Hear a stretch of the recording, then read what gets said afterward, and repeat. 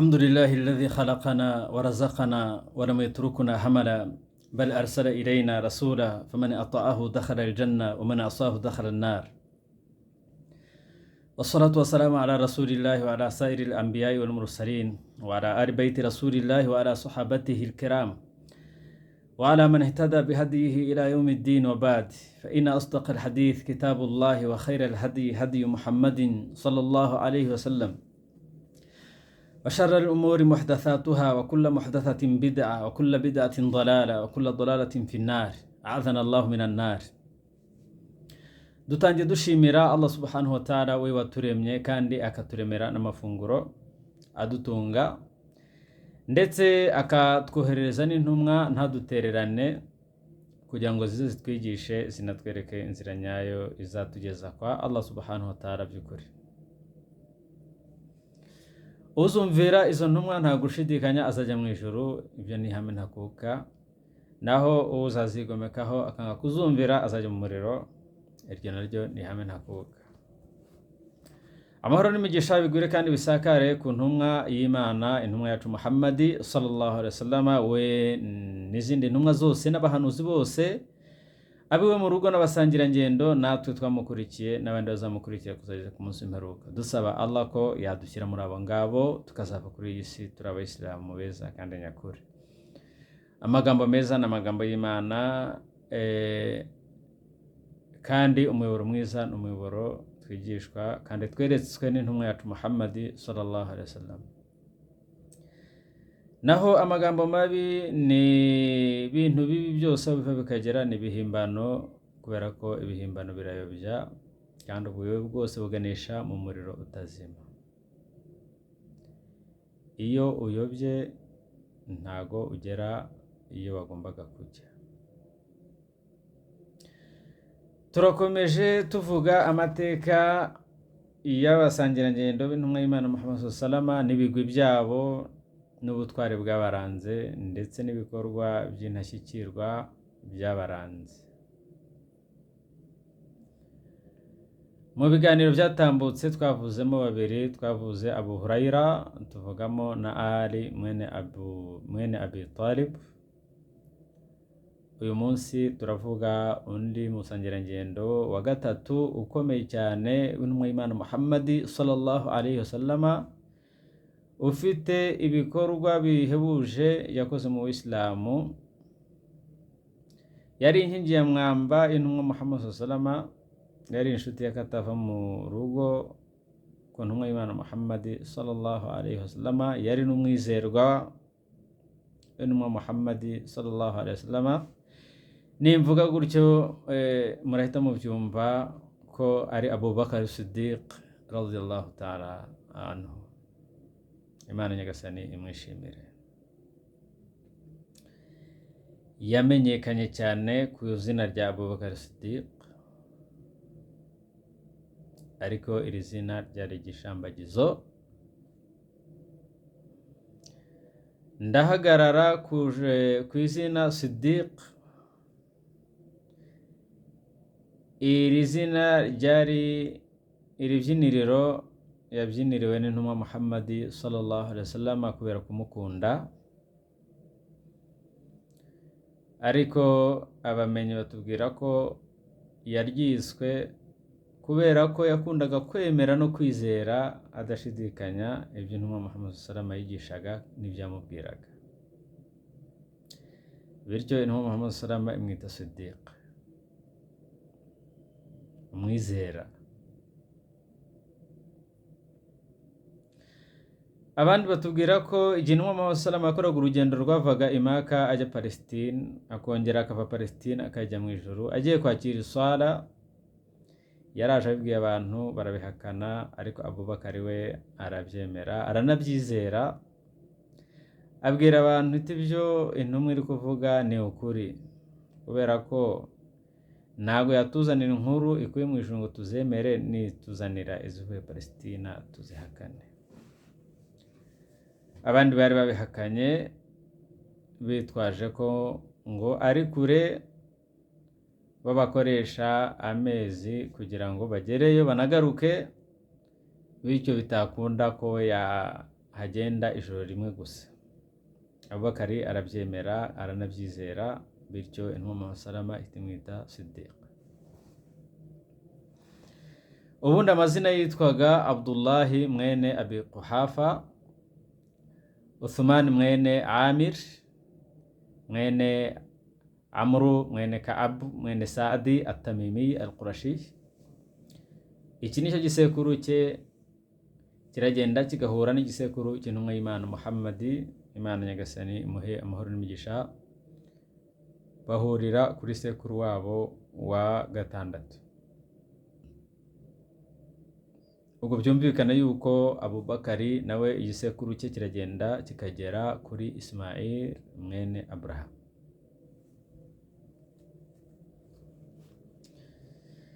Nk'uko twabivuze, yari umusangirangendo w'intumwa y'Imana Muhammad salama ukomeye cyane, ndetse akaba nizera intumwa Muhammad sallallahu alaihi wasallam cyane. Yajyanye nawe mu rugendo rwo kwimuka ava i Maka ajya i Madina ku busabe bw'intumwa Muhammad sallallahu alaihi wasallam. Ubu ndetse ahambye iruhande rw'intumwa y'Imana Muhammad sallallahu alaihi wasallam i Madina.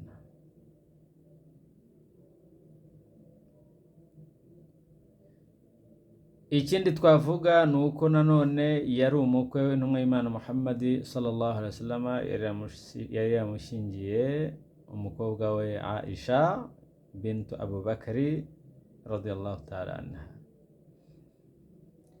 Yari mu bagore b'intumwa y'Imana Muhammad sallallahu alaihi wasallam, intumwa Muhammad sallallahu alaihi wasallam yakundaga cyane bikomeye,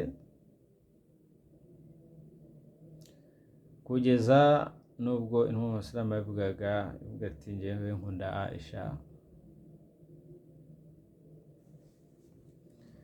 Mu kindi twamuvugaho ni uko intumwa Muhammad sallallahu alaihi wasallam ipfa yapfuye yishimiye Abubakari.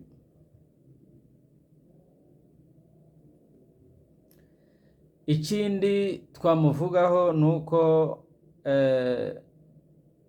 ari mu bayobozi bane bakomeye bayoboye Uislamu nyuma y'intumwa y'Imana Muhammad sallallahu alaihi wasallam, ndetse niwe wa mbere wayoboye Uislamu n'abayisilamu nyuma y'intumwa y'Imana Muhammad sallallahu alaihi wasallam.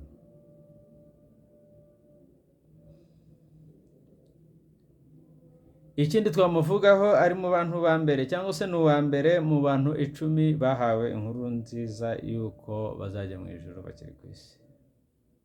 Iki nacyo ntabwo twareka kukivuga mu mateka akomeye yaranze umusangirangendo Abubakari Siddiq, Imana nyagasani imwishimire. Ikindi twamuvugaho ni uko yavutse mu mwaka wa 573 avukira i Maka. Icyo gihe hari hanyuzeho imyaka 2 n'amezi 6 igitero cy'inzovu cyari kije gusenya Al-Kaaba kibayeho.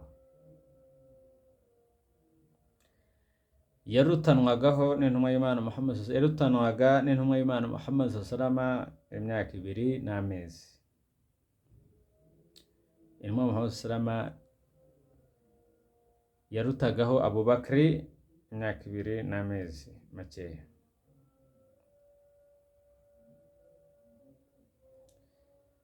Mbere y'Uislamu yari umukire cyane mu Bakuraishi, yari umukire ndetse no mu Barabu muri rusange yafatwaga nk'umuherwe. Ntago yari umugabo uciriritse Abubakari, ndetse no kuva kera, nk'uko ibigwi bye n'ibyo yakoze biri buze kugenda bibitwereka.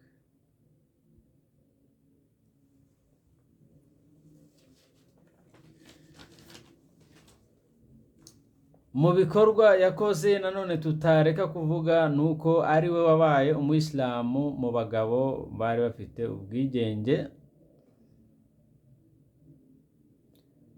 Abandi babaye abayisilamu baje bamukurikira nka ba Umar ibn al-Khattab, ba Hamza, ba Khalid bin Walid n'abandi.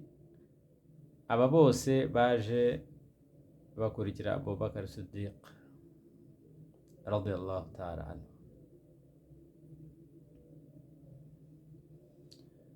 Ikindi twavuga nuko yaranzwe n'ibikorwa byo kugira impuhwe cyane no gufasha no gutabara, kunganira abababaye,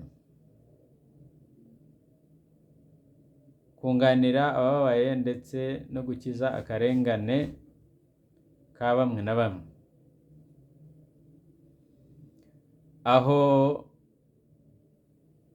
yakundaga kugura abacakara babaga babaye abayisilamu yarangiza akabaha ubwigenge, kubera ko bashebuja n'ababaga babahatse barabangamiraga, bagakubitwa, bagatotezwa, bakagiririrwa nabi cyane, kugeza n'ubwo byabaviragamo kubura ubuzima. Abubakar byaramubabaje, hanyuma afata umwanzuro wo kujya abagura n'abashebuja, yarangiza we akabarekura, akabaha ubwigenge bakigenga. Iki cyari igikorwa gikomeye cyane cyamenyekanye kuri Abubakar kuruta uko cyamenyekanye ku bandi bose.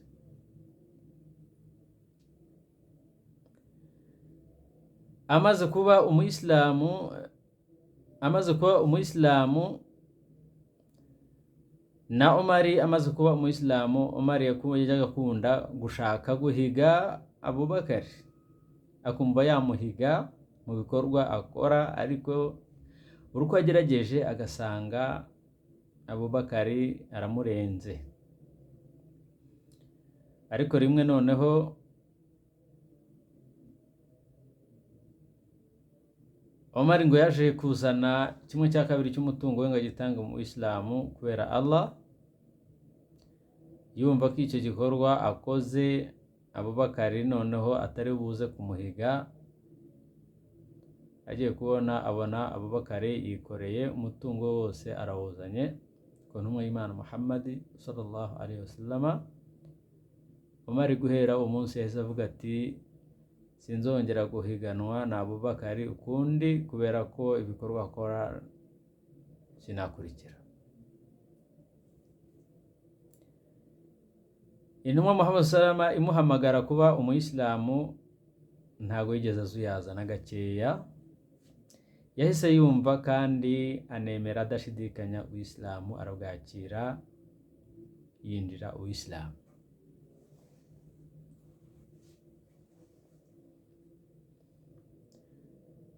Mu bindi bikorwa yakoze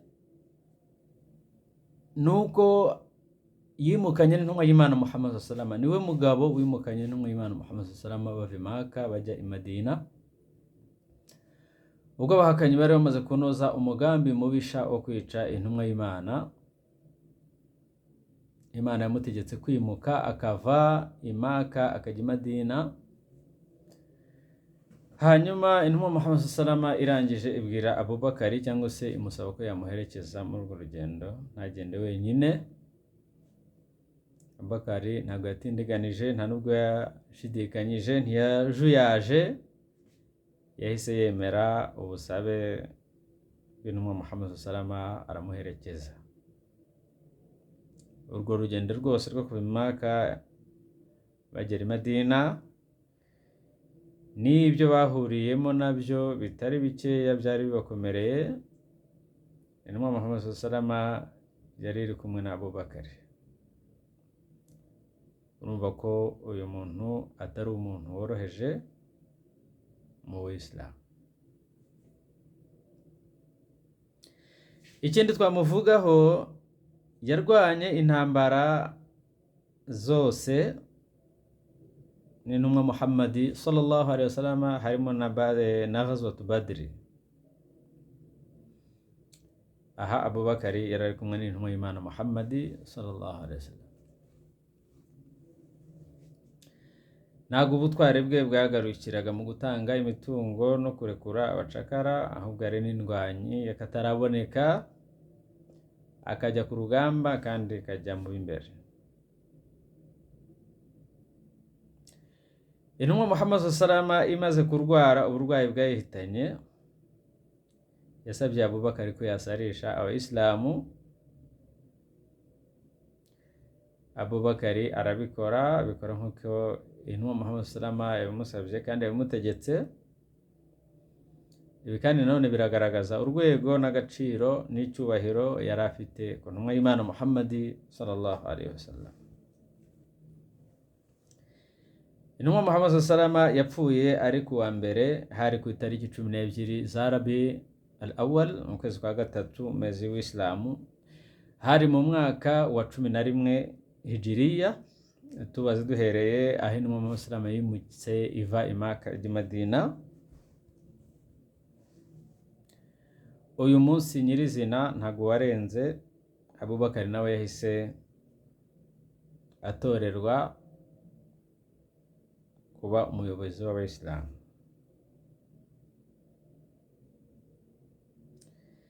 Yahise atangira gushyira ibintu ku murongo no gushyiraho ubuyobozi butandukanye, gushyiraho abayobozi mu nzego zigiye zitandukanye. Ashyiraho urwego rw'ubutabera, ashyiraho urwego rwa gisirikare, ubu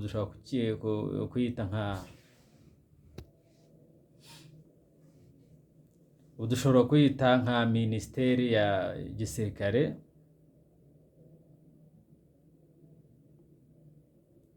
Ibi byose yabikoze yihuse kugira ngo abayisilamu badacikamo ibice cyangwa se bakicana. Yari agambiriye kugira ngo agume abungabunge ubumwe bw'abayisilamu, nk'uko ari inshingano z'umuyobozi kubungabunga ubumwe bw'abayisilamu. Qala Allahu ta'ala wa'tasimu bihablillahi jami'a wa la tafarraqu. Allah nikatubwira ngo mutahirize umugozi umwe, muramenye ntimuzatatane, kubera ko gutatana bituma imbaraga zigenda, abantu bagacika imbaraga nyuma y'uko bari bafite imbaraga. Bityo byose Abubakar yabikoraga kugira ngo abungabunge ubumwe bw'abayisilamu. Ikindi twavuga ni uko ku gihe cye nanone habonetse amoko menshi yavuye mu Buyisilamu, amoko menshi y'Abarabu yavuye mu Buyisilamu, ndetse n'abandi bantu ku giti cyabo bagenda bava mu Buyisilamu, bibwira ko Ubuyisilamu bwarangiranye n'urupfu rw'intumwa y'Imana Muhammad sallallahu alaihi wasallam. Mbese bumvaga ko nta Busilamu intumwa y'Imana idahari. Ibi bibazo Abubakar yahanganye nabyo, kuko aba bantu yarabarwanije kandi aranabatsinda, kugeza ubwo icyitwaga Jaziratu al-Arabiya cyose yakigaruye mu Buyisilamu, cyose kiba Abayisilamu. Ikindi twavuga nanone ni uko yarwanije abantu bari banze gutanga zaka. Abubakar yarabarwanije. Aba nabo bari banze gutanga zaka nko kwigumura no kwigomeka, bumva ko nta wundi baha zaka uretse intumwa y'Imana. Ubwo ni nk'uko babaga bibwira ko nyine Ubuyisilamu bwarangiye kuva intumwa y'Imana idahari. Ariko ibyo zaka yakoraga ku gihe cy'intumwa y'Imana byose byagombaga gukomeza, kubera ko Ubuyisilamu bwari bukomeje nubwo intumwa Muhammad sallallahu alaihi wasallam itaririho. Aba rero yarabarwanije, arabatsinda, abagarura kuri gahunda.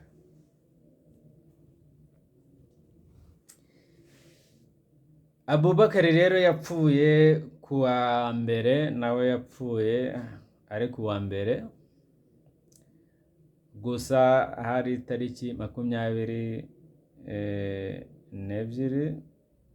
mu kwezi kwa gatandatu kwa Kisilamu, hari mu mwaka wa 13 yari afite imyaka 63, aha apfa ntabwo hari hashize igihe kinini, ubwo hari haciyeho imyaka 2 gusa intumwa Muhammad salama nayo itabarutse ivuye ku isi. Mu bindi bikorwa yakoze twavugamo igikorwa cyo gukusanya Quran, kuko intumwa Muhammad salama ipfa ntabwo Quran yari iri muri mushafu nk'uko tuyibona ubu ngubu muri Quran iyi ngiyi tubona uyu munsi wa none aha ngaha, ahubwo yari ikinyanyagiye yanditse ku mbaho zitandukanye, yanditse ku mabuye, indi iri mu mitwe y'abantu. Abubakari arabyitegereza abona cyaba ari ikibazo, byazatera ikibazo gikomeye cyane mu minsi izaza. Arangije ateranya abasahaba abagisha inama, abagezaho igitekerezo cyo gukusanyiriza Quran ahantu hamwe, hanyuma Quran ihita ikusanywa.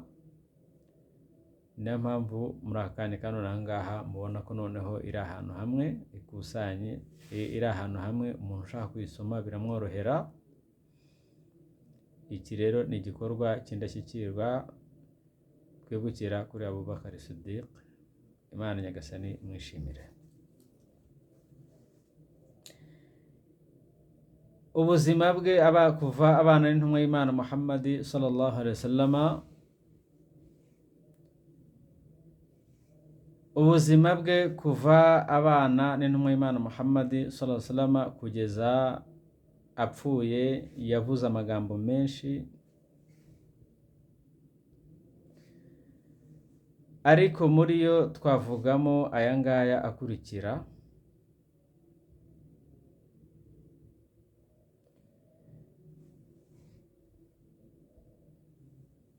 Yaravuze ati, amaze kuba umuyobozi aravuze ati, yemwe bantu muntoreye kuba umuyobozi ariko ntago mbaruta,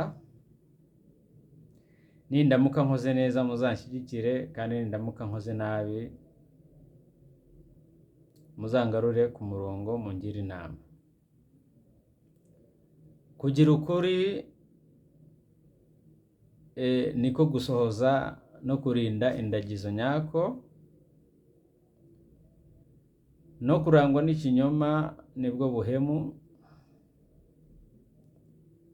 Umunyantege nkeya muri mwe azaba afite ingufu kuri njye kugeza ubwo nzamugarurira ukuri kwe nka kumusubiza.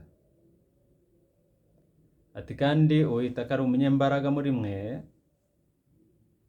ni umunyantege nkeya kuri njyewe, kugeza ubwo nzafata ukuri kw'abandi yatwaye nkagusubiza ba nyirako.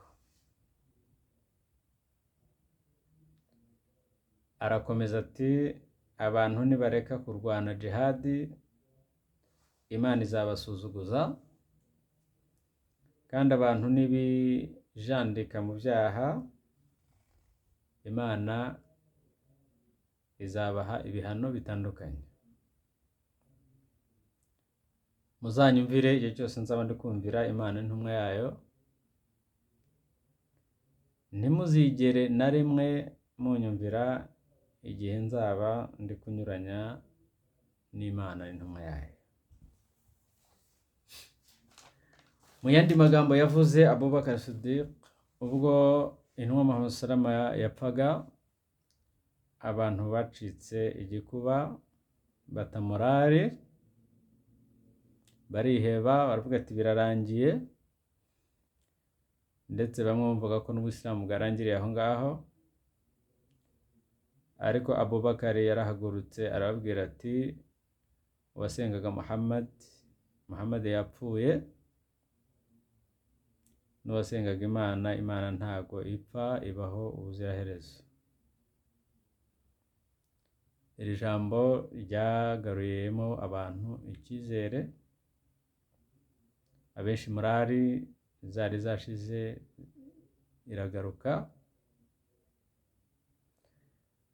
bityo Abubakari ntabwo yari umuntu usanzwe muri Isilamu, yakoze ibikorwa bitandukanye.